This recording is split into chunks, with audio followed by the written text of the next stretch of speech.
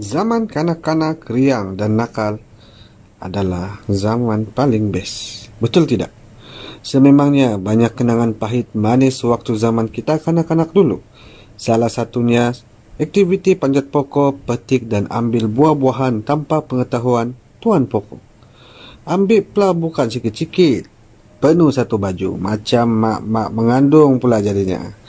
Tapi nasib tidak baik, mahu kena kejar dengan pelepan nyor kelapa adik tuan punya pokok itu. Tidak dinafikan budak dulu-dulu bab panjat-memanjat ini memang champion lah. Kata budak-budak dulu kalau ambil boleh curi-curi. Sedap rasanya ketika mencuri berbanding dengan yang dibeli dekat pasar malam.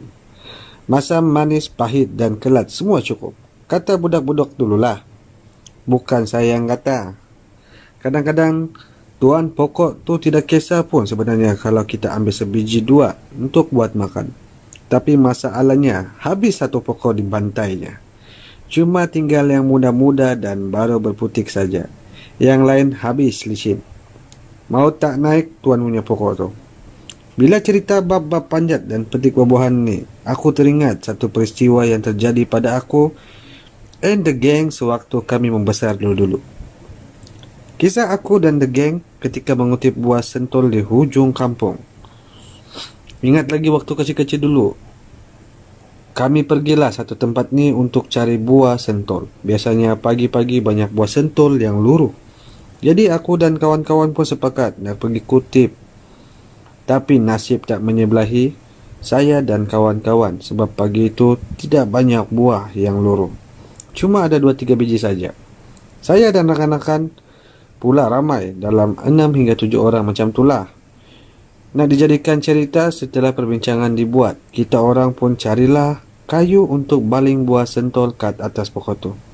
Ternyata balingan aku dan rakan-rakan membuahkan hasil. Banyak yang mengena dan jatuh.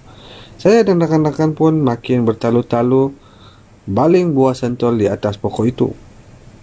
Dalam pada kita, orang duduk seronok baling buah. Tiba-tiba adalah seorang rakan aku ni gelojo hendak pergi kutip buah yang jatuh hasil balingan aku dan rakan-rakan yang lain. Dalam pada dia mengutip buah itu, tiba-tiba ada pula seorang lagi rakan aku yang sedang buat balingan. Apalagi kayu yang dia baling itu terus terpacak jatuh di atas kepala member yang tengah kutip buah sentol. Saya dan rakan-rakan yang lain pun semua mula panik. Kelas-kelas semua buat keputusan untuk balik.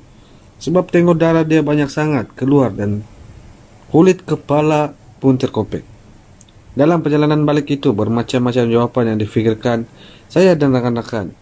Member kepala dah bocor ni, mau tak risau mesti ada soal siasat dan soal jawab bila sampai rumah nanti. Nasib baik bila kita orang ramai sampai, orang tua dia tengok kepala anak dia berdarah, terus orang tua dia cakap padan muka, pergi cari penyakit lagi. Hahaha. Orang tua dia pun bawa pergi klinik. Balik saja dari klinik, aku tengok berjahit jugalah kepala dia itu akibat sikap dia yang sangat gelojo mengutip buah. Kira operasi aku dan rakan-rakan pada hari itu boleh dikatakan gagal lah.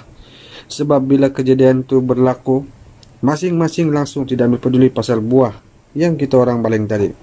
Balik macam tu saja sambil balut kepala member dengan baju. Pulanglah saya dan rakan-rakan dengan penuh kekecewaan kerana buah sentol yang dicari akhirnya penyakit lain yang mendapat. Itulah kenangan saya dan rakan-rakan bersama buah pokok sentol yang tidak dapat lupakan sampai bila-bilanya. Rindunya pada kenangan lalu.